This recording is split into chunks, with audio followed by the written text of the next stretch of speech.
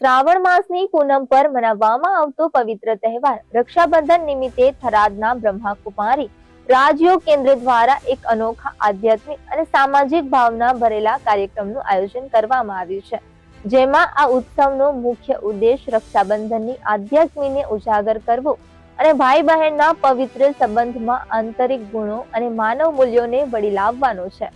કાર્યક્રમમાં રાજયોગ શિક્ષિકા બીકે પુષ્પાબેન દ્વારા રક્ષાબંધનની અર્થપૂર્ણ વ્યાખ્યા સાથે બોધપ્રદ પ્રવચન પણ આપવામાં આવ્યું હતું. રાખડી માત્ર એક દોરો નથી, પણ તે દ્રઢ સંકલ્પ, પ્રેમ અને રક્ષણની ભાવના છે, જે દુર્ગણો, દુર્વ્યસન અને દુષ્ટ વિચારો સામે આત્માનું રક્ષણ કરે છે. આ તહેવાર નૈતિક શિસ્ત, પવિત્ર દ્રષ્ટિ અને આધ્યાત્મિક સ્નેહનો સંદેશ આપે છે.